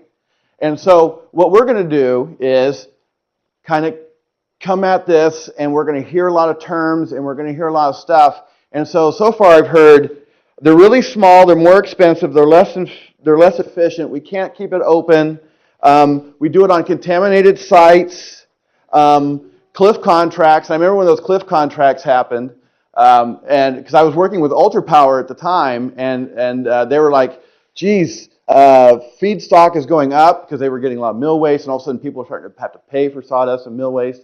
And we have these cliff contracts coming from that were the early biomass contracts from the late 70s and early 80s. They're literally going from something to nothing. And I'm thinking as a banker, interesting. Okay, tell me the good news. And that is going to, and if I was, wearing my public finance hat, that would be the same thing I'd be doing. Tell me the good news. Because what's our goal as a lender, whether we're public or private? What's our goal? Get our loan back, right? And so I'm going to walk you through, just briefly, the mind of a banker. Okay, so I don't have the hard hats and the hazmat suits that you'll need. But, and I'm not talking about equity, because equity plays are very different. And you've done some equity and some mezzanine financing, very short term, very high risk, and when risk and return are going to, the higher the risk, the higher the return. So they're saying, yeah, we'll go in, we'll lend you enough, we're going to charge the heck out of you, and we're going to get out soon. And so equity players, typically, they want to know the exit strategy. How am I getting my money back with a good return, even if they're angel investors are looking maybe for slightly less return? They don't want to own forever from the equity side. So I'm kind of talking a little more about the long-term debt side, right? And we are going to look at, and this is the way our credit write-ups, when we do this, I'm the kind of the guy that does the credit write-up. I have the underwriter do all the work. It goes to my credit administrator who corrects my work and says, yes or no, you're moving forward. And then it goes to the loan committee. And every credit write-up, whether it was public or private, says this: what is the primary source of repayment? It's very simple, right? In this case, it is what? What's the primary source of repayment of this? You're selling power, right? So, if you come to me and ask for 25 years of financing, let's say, or 20 years, or 10 years, whatever else, we're going to want to see a power contract that's that long, right? I don't want to have someone come in, and it's tough because, there's not a lot of players. Like when we have another business, we might say, how many customers do you have? I have 50 customers. No customer represents more than 5% of my business. My product is a relative commodity product. I have to compete, but I know that I'm going to operate within this narrow band, and there's a lot of, we can go out into the industry and find a lot of comparisons, and we look at them and go, okay, we can assess risk that way. So, don't come in and say, I don't know how much I'm going to get paid for how long. I don't know how much it costs for me to get my input into my plant. And I don't know how much money I'm going to make. But it's really cool because we're reducing fuel loads and we're doing all this stuff. And it's like, that's great. We'd love to help you with that. But primary source of repayment, right? Cash flow. And so, so that, again, that's going to be true. When I was at REDEC, which is the Redwood Region Economic Development Commission, Don Anabusky is the current executive director. Wave your hand, Don. People would come in and say, well, you're a government entity. You're supposed to help me. And I said, you're a business asking for a loan. You're supposed to pay me back. So let's meet somewhere in the middle on this. And that is critical.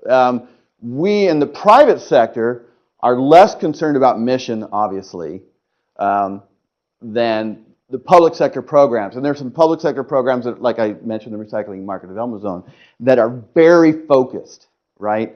We want to help people who are diverting waste stream and making products of value. And we'll do it with low interest money, et cetera, et cetera, et cetera. I don't know, quite honestly, if that exists for your industry. Maybe it does from the public sector. She's shaking her head no. Okay. And so that's your next step, it seems like, right? Because it seems like there's a lot of folks out there who have their special kind of loan programs to do certain things. EDA, she mentioned, I worked with them, and they would do big projects, but you have to make an economic development argument, right? And community development block grant is an economic development argument, but more tied really to raising the income of the people in the area. So they look a lot at poverty stats and that sort of thing. And so, you know, depending on who you're going at, you may come in a different direction. It's like writing a grant, right? You got to make the argument, but key thing, how are you going to pay them back? So that's the kind of thing you're going to get. The other thing I heard was we were closed. Let's see, closed for. And I'm not trying to be a downer. I'm just trying to say this is what you got to focus on. Plant was closed for 11 years, 99 to 2010, and then got up and running in 2005. So the second thing we look at, or third thing, so primary source of repayment is a cash flow from the entity or the operation itself. Prove it, show it, as much as you can. When I worked in solid waste, I did a lot of work in the scrap tire end. And there was, you could make money on both sides, right? Especially if you were burning tires or doing some other work. There was some economic value to the product that came out, but the state was also spending a lot of money trying to divert tires out of the waste stream because we had that 30 million tire pile fire down by Tracy, or down in the, over, and they start and they never stop, right? And so the state was like, we don't want to do those giant piles anymore. We're going to try to, so you could make money coming in and make money going out. Not that anyone did, but but in theory you could, right? So we're going to look at a couple things. Now, if and this is probably not as true for small scale, but another source of repayment is if this is just one part of a much larger entity, right? And so we'll say, well, if the individual cash flow isn't working, but maybe the company global cash flow is working, we can rely on that. I don't see that as much here.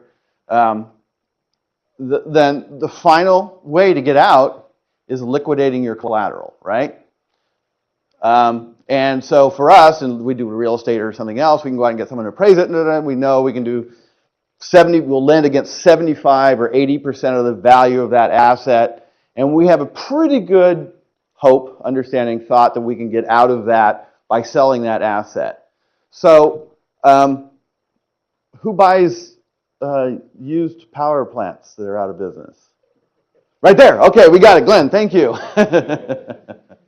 So that's the other thing you're going to want to put in your proposal is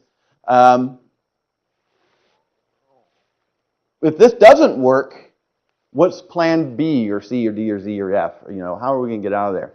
So those are the kind of the questions you're going to get. And we're fairly simple like I said, we're a small bank, right? So we're all generalists. In the public sector finance, whether it's USDA or EDA or CDBG or Waste Board or whatever else, they may be a little more focused, but they're still generalists, right? Because in any given day, you may be getting 8, 9, 10 different kinds of businesses that you're looking at, and so the concepts all stay the same. And so when you say feasibility study, I say business plan. When you say income streams, I say cash flow, 5 minutes, to pay me back. And so you've got to kind of learn that lingo too a little bit. Although we're not dumb animals, we actually can translate into human English. So although fugitive dust, I still love that. Fugitive dust. So yeah, you just need to translate a little bit for us on some of that. I read a little bit about the summary of 1122, and it requires certain amounts of power to be purchased from small-scale biomass generation plants. That's great. I think it's great. What does that contract look like? How is that pricing done? Is it a spot price? Do you have a long-term contract? I mean, I don't know any of this. And I won't do the research until someone comes to me, or as a lender, me personally, or me as the sort of, icon of lenders, or whatever you want to call me. I'm not going to do that research unless and until I have a deal in front of me. But if I see we have a contract, it's year to year, it's spot price based on whatever the kilowatt hour cost is, and it can vary between 50 cents and a penny, and we don't know until we sell it, and then we're going to go, what? Okay, because we're naturally risk averse. Government loan programs are getting more risk averse. There was a big, SBA got nailed for losing a lot of money. Banks, especially our small banks like us, are very risk averse because we are lending other people's money, our depositors. And so you can do all the feasibility, you can get the technical aspects down, you know how it works, but that business side, is going to be important. Now, I think I've run out of time. I have the folded paper being flashed at me. So that's it. That's my wing of a presentation, but I think you would hear those questions anytime you go in for financing, although it would take more than 15 minutes. All right, thanks.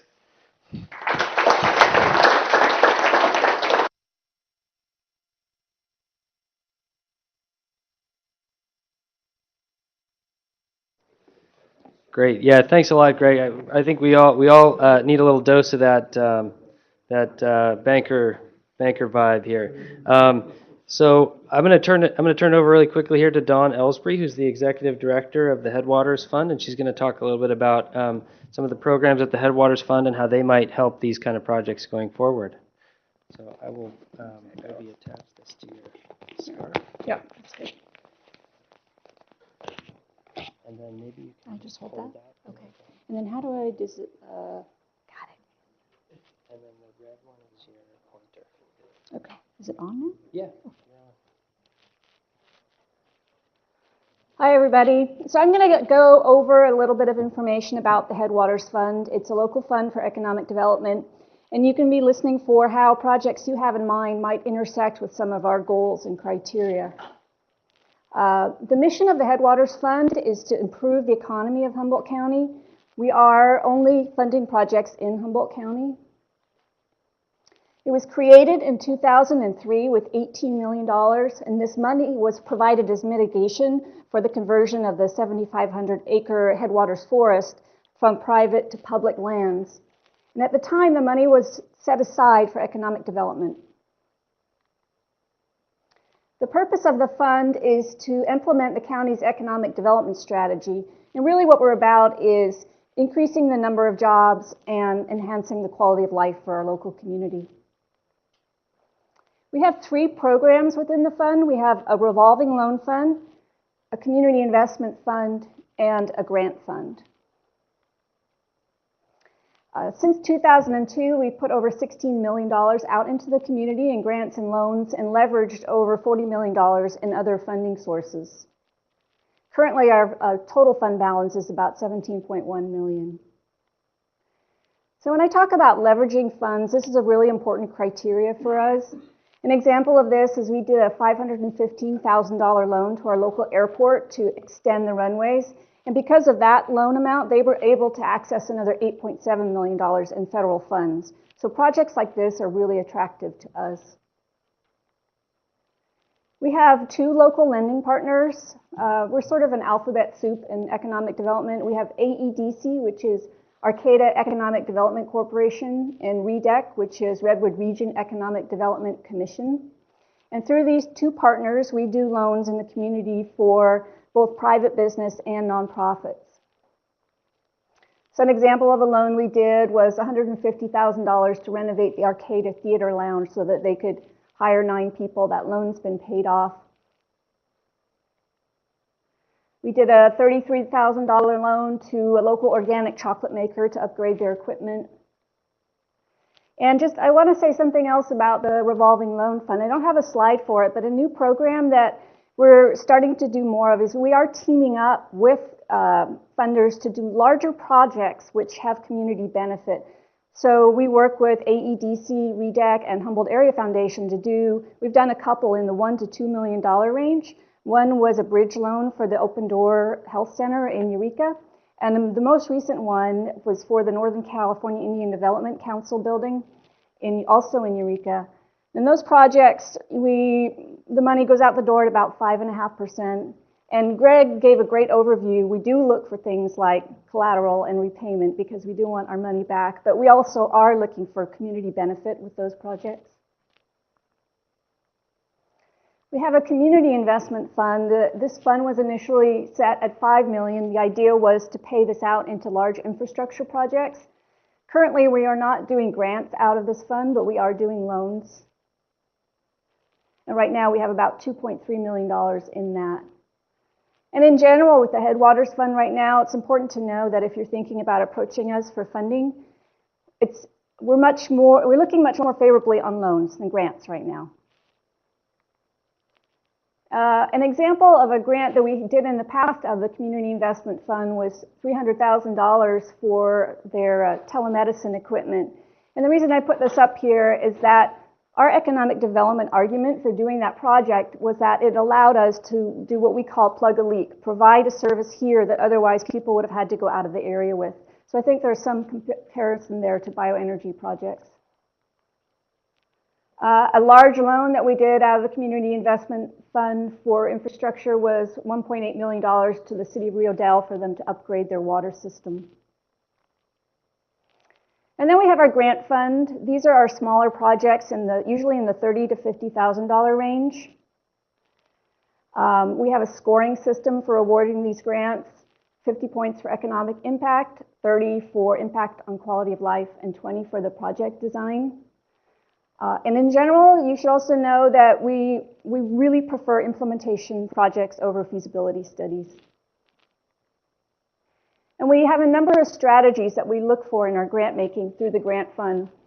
We look at reducing regulatory bottlenecks for local businesses. And this was a grant we gave to the Harbor District so they could do an eelgrass study in the bay so that the oyster farmers could continue to operate. We look at providing workforce training. We did a grant to Fortuna High School for them to put in a digital media lab for their students. One of our favorite things is developing infrastructure. We helped to build some commercial kitchens out at Redwood Acres, and this is one of the businesses. It's a gluten-free bakery that's operating out there. And then very important to us is both retaining and growing our local business community. So an example of a grant we did a few years ago was a $45,000 grant to the Redwood Coast Energy Authority for them to do consulting with local businesses on energy efficiency. And in terms of plugging the leaks, we did an almost $40,000 grant to the Schatz Energy Research Center that was for them to study the economic impacts of renewable energy resources in Humboldt County. We do have grant initiatives that you may have heard about if you're in the community. We do sometimes go out and proactively look for programs that we want to fund and put them together. We have two that are ongoing right now. One is Decade of Difference, and one is called the Forest Products Initiative. The Decade of Difference is a 10-year program that's focused on getting all of our local youth all the way through school and into post-secondary training so that they can then find jobs in the local community. And then our other initiative is a 3-year project that's collaborative, working with local forest products companies to increase sales of redwood decking. We do have a mini grant fund. These are in the $1,500 to typically in the $1,500 range. I see I have 5 minutes, so I'm going to blast through some of these because this might not be as applicable. But we like to fund just one-time events or projects with a little bit of money that could then turn into something bigger down the road. And then I'll tell you what our priorities are for 2013. Our first priority is providing sites for local businesses. Our second priority is helping businesses navigate the regulatory system. And our third is supporting economic development infrastructure, and this is probably where bioenergy facilities would fall into. And that's just information on how to find me if you have more questions.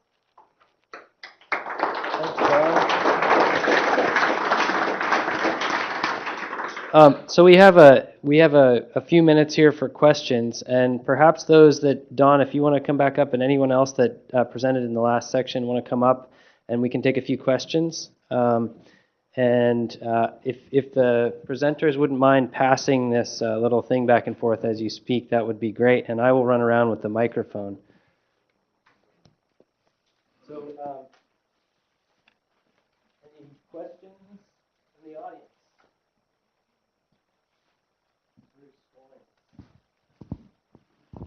Hi, this is a question for Jason. Jason, you said that if facilities exceed emission thresholds, they have to comply with emissions offset requirements. Can you tell me how a facility operator would comply with emissions that exceed a certain threshold?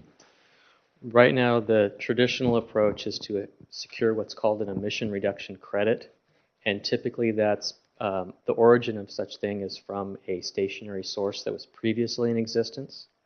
So when the Evergreen pulp mill shut down, they applied for credits and secured a substantial amount. That credit certificate is tradable and sellable. So that's one way. The other way that we're looking at getting into, which we're kind of pioneering this approach, is by acquisition of biomass in the field and then giving on-the-spot credit for doing that. So it's not a permanent fixed place of origin. It's within a geographic area around the intended plant where it's going to be burned. That way it gives the operator a little bit more flexibility rather than having to secure it from a single point. Is that get close? Yeah, thanks. So I understand then that if the material would have been otherwise burned in place, right. You're giving them a credit for excellent. No, that's really what I was trying to get at. So okay. Thank you. Yes. Other questions?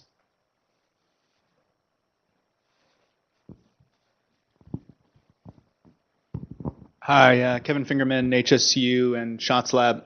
I guess this goes out to many of you, and I apologize if this is naive, but has anybody been considering, it sounds like one of the big challenges here is bridging the gap from looking for finance to put in one of these projects to being in production and being able to get a power purchase agreement.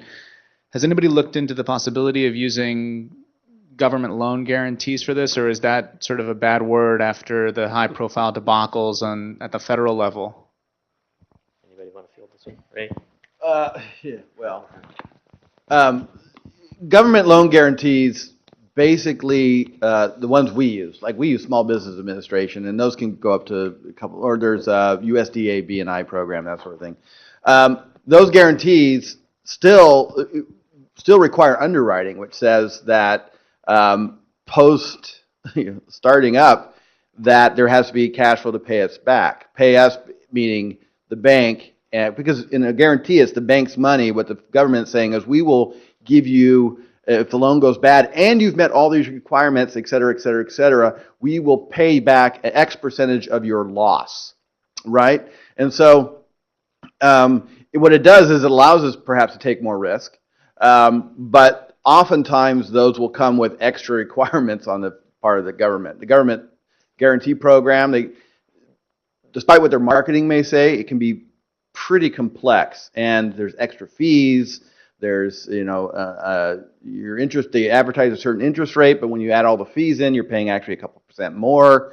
So it's not quite as simple. We do that. I mean, we use them. They're a great tool. Typically what they do is they allow someone to come in with a smaller equity piece into the project. But they really hammer us on that post, once that thing is running, that cash flow. They look at that as strongly, if not more strongly than we do. So I've had a conversation with someone who, this is about the railroad years ago, right? And, I'm a finance guy, and they kept saying, we can get this thing built. We can get this thing built. And I was like, no duh. Somewhere someone was going to, back in the day when there was a lot of government money, someone will pay to open this thing. How much money are you making on day one subsequent to that? You can build anything.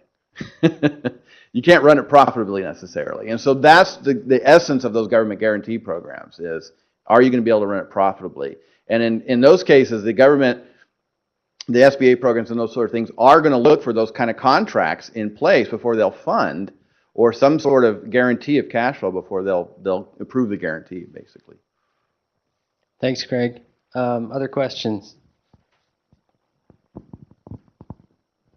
Yeah, Peter, I think this one is for you and for Yana. I'm listening to a scale issue here that doesn't make a lot of sense in my life.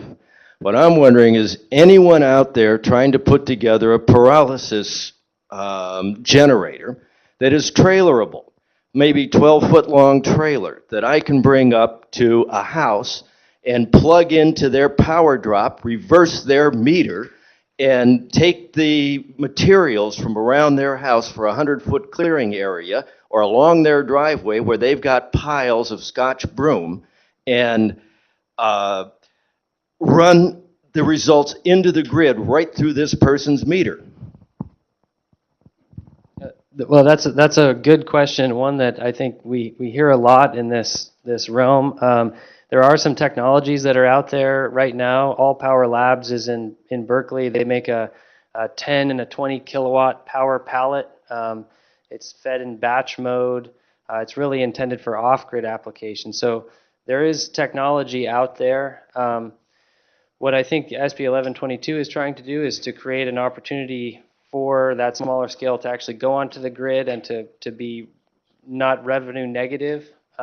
So there's definitely a gap there. But anytime you bring that technology down to a smaller and smaller scale, your costs per unit of production are going to be higher. Among a number of reasons, pure economies of scale. You know, one person can be managing a 10 kilowatt power pallet, and maybe one person can manage a 1 megawatt. So there's economies of scale in engineering, there's economies of scale in operations and maintenance. So all of those things really factor in at that smaller scale, but it's definitely something we hear a lot of interest in. Along those same lines, are one of the big roadblocks to an idea like that, and we hear that idea a lot. I mean, and it's a good idea, but it's not as simple as pulling up and plugging into the grid. That interconnection has a lot of rules that go along with it, a lot of restrictions. There's costs involved with it. So although it sounds like a great idea, it's going to be very difficult to implement. But the small scale technology, and I'll talk a little bit about that later in my presentation this afternoon, is out there, and we know we can do it. It comes back to your point about, yeah, we can build it, but can we then implement it in a way we can really make money on it? And you have to pay a lot of interconnection fees and permits to be able to plug into that grid. The answer there is probably no. So looking for some other alternatives of maybe ways to use that power might be a possibility.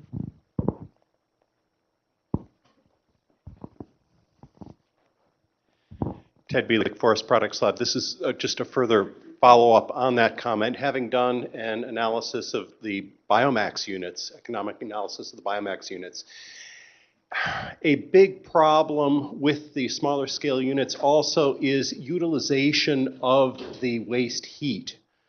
A big part of the economics in these units is how to get efficient utilization. And so, especially with the small units, if that waste heat is just plain going up into the atmosphere, if you aren't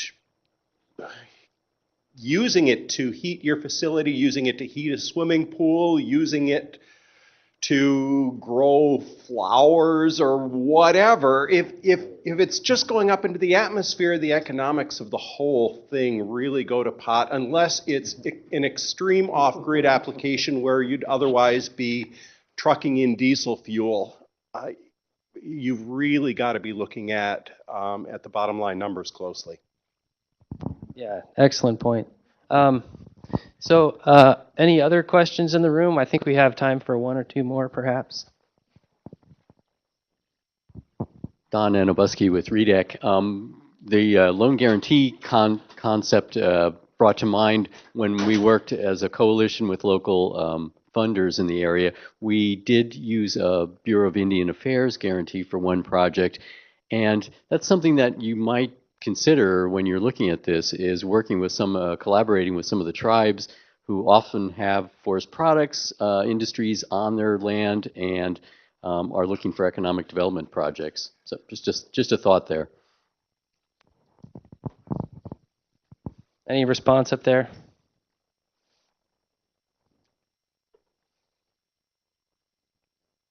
There you go. Thanks. That's a really great point. And just as we were talking about the statewide wood energy team, one of our objectives or one of our required deliverables is actually to do a project with the tribes. And so if there's anyone out there with a project and they're interested in moving forward, please contact us. I'm Guinness McFadden. I have a question of Peter. He brought up the issue of ratepayers, and would they stand for the higher rates that would be a result of these small projects? Well, I've heard it said at other meetings that ratepayers are taxpayers too. And I'm wondering if CAL FIRE or anybody has done a study of what it costs to fight these fires that would be lessened appreciably by the entrance into the forest and cleaning up the biomass. And if there's a relationship that could be established between money spent to develop small biomass facilities and the money saved by not having to fight these conflagrations that happen all the time and are going to happen more and more. And I'm just wondering if such a study has been embarked on. Well, if nobody else up there has a response, we'll give it to Bruce, who's been deeply involved in this very thing for quite some time. Hi, my name is Bruce Goins. I'm with the U.S. Forest Service. This is my 38th year. I've worked on this stuff for a long time, but there are a couple of studies actually. There's a California Energy Commission study done in 2010 that was led by by Forest Service Research that took a look at fuel treatment across the landscape and fire versus no fuel treatment and fire. And they came up with numbers on carbon benefits, air quality benefits, public health and safety benefits, fire risk reduction, suppression, the whole suppression cost. So those numbers do exist on record under the California Energy Commission. There's a study that's just nearly complete that the Forest Service, the Sierra Conservancy, and the Nature Conservancy are doing on the Mokelumne watershed, where we're doing exactly the same thing. And the numbers are really quite striking. That yes, I think we know if we reduce fuels and there's a fire, we know that there are essentially a smaller fire, less. So the rim fires kind of give us a platform to talk a little bit more extensively. So between the CEC study, the Mokelumne study, those are two in California that represent the veg types that we currently manage. And so the answer is yes. And that data has been presented to the California PUC, it's presented to the governor's staff, it's been presented to basically those decision makers. The reason we have 1122 is there's a realization that not doing something has consequences that will affect ratepayers and taxpayers. And this is why we have 1122. The actual math is difficult. Will that fire burn if you treat it? It might not burn for 100 years, but in principle, I think, the balance is tipped in the regulatory circles, and that's why they're accepting higher power for fuel hazard reduction under 1122 that a year ago they would have said, what? 11, 12, 15 cents a kilowatt, we don't want it. Now they're saying they see the public benefit. I'll just add, thanks Bruce, I'll just add to that. I think there's a little bit of a tension between the ratepayers bearing the cost of all the benefits that are achieved through forest management, and whether there's some opportunity there for other public investment to kind of jump in and try to achieve those forest management goals on a landscape scale, because at a certain point, the cost of production, and you look at the alternatives in the energy sector, and it's really difficult to make the case over the long term that, society wants to pay 20 cents, 15, 20 cents a kilowatt. So it's an excellent point, and I think it's there's kind of two approaches to it. One is kind of the ratepayer. The other is trying to leverage some additional public investment into achieving those land management goals. So just one thing to add is that the California PUC is embarking upon their own independent analysis of that question so that they can apportion benefits to ratepayers versus benefits to taxpayers. They're going to launch a public proceeding this year. They don't say when, and they're kind of dreading it because it's going to be difficult, but they've been commissioned by the governor to actually take a look at this independently and do what's already been done. and done again, and many of us know, but they actually want to see how to apportion those benefits between the ratepayer and taxpayer. So we'll see something this coming year that you all can get involved in. Yeah, just a quick follow-up. One thing people should keep in mind that the total base rate of PG&E, for example, is like something like 30,000 megawatts, and we're talking about 250 kilowatts total, 250 megawatts, 50 of which is the biomass thing. So it's a minuscule part of what PG&E's base load is. So when they get up and they cry wolf about, oh, the ratepayers are going to, it's a little misplaced. I love PG&E, but sometimes you have to take what they say with a grain of salt, which is better than what I said yesterday. And on